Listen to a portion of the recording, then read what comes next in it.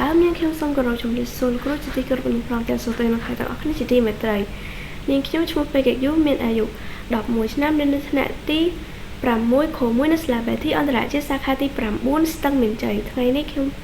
មានអារម្មណ៍សប្បាយរីករាយណាស់ដែលបានឡើងមកនិយាយជាសាធារណៈក្រមប្រធានបទតើគេបង្កើតទិវាសិទ្ធិមនុស្សអន្តរជាតិឡើងដើម្បីអ្វីចូលពន្យល់ឲ្យបានក្បោះក្បាយមុននឹងខ្ញុំឈានទៅដល់ការបកស្រាយប្រធានបទនេះខ្ញុំតើលោកគ្រូនិងមិត្តភ័ក្តិទាំងអស់គ្នាដឹងទេថាតើអ្វីទៅជាបង្កើតតើអ្វីទៅជាសិទ្ធិតើអ្វីទៅជាអន្តរជាតិបើយោងតាមវេជ្ជនានុក្រមសម្ដេចព្រះសង្ឃរាជណាតបានឲ្យដឹងថា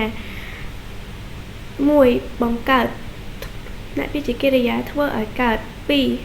2សិទ្ធិថ្នាក់ពីជានាមសេចក្តីសម្រេចផលសម្រេច3អន្តរជាតិថ្នាក់ពីជានាមជាតិដទៃជាតិនានាឥឡូវនេះខ្ញុំសូមបំបីអារម្មណ៍អ្នកទាំងអស់គ្នាមកស្ដាប់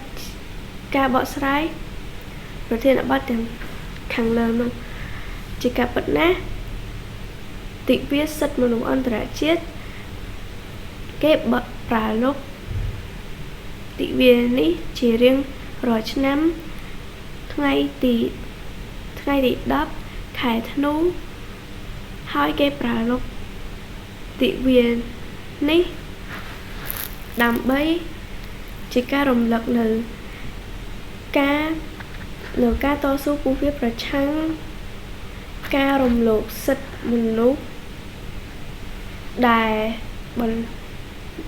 ការរំលោភសិទ្ធិមនុស្សគ្រប់ប្រភេទដែលបន្តប៉ះពាល់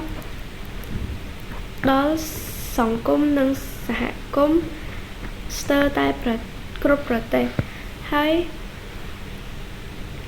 ទិវាសិទ្ធិមនុស្សគឺទិវាសិទ្ធិមនុស្សអន្តរជាតិគឺជា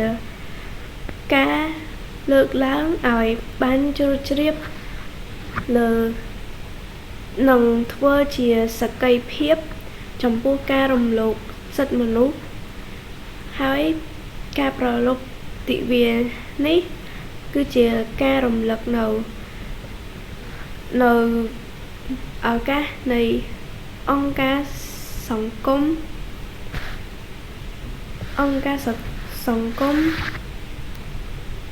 ស៊ីវិលរដ្ឋាភិបាលអង្គការអន្តរជាតិនិងប្រជាពលរដ្ឋគ្រប់ស្រទាប់ក្នុងការខិតខំប្រឹងប្រែងនិងការប្រតិព្រឹត្តតាមគោលការណ៍សិទ្ធិមនុស្សជាមូលដ្ឋានសរុបសេចក្តីមកទិវាសិទ្ធិមនុស្សគេប្រារព្ធឡើងនៅថ្ងៃទី10ខែធ្នូ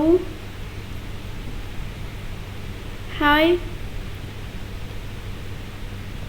ទិវាសិទ្ធិមនុស្សគេបង្កើតឡើងដើម្បីរំលឹកនៅការតស៊ូពុះវាប្រឆាំងនឹងការរំលោភសិទ្ធិមនុស្សជាបញ្ចប់នាងខ្ញុំសូមអរគុណលោកគ្រូអរគុណលោកគ្រូនិងមិត្តភ័ក្តិទាំងអស់គ្នាដែលបានស្ដាប់ការនិយាយជាសាធារណៈពីដើមរហូតដល់ចប់សូមអរគុណ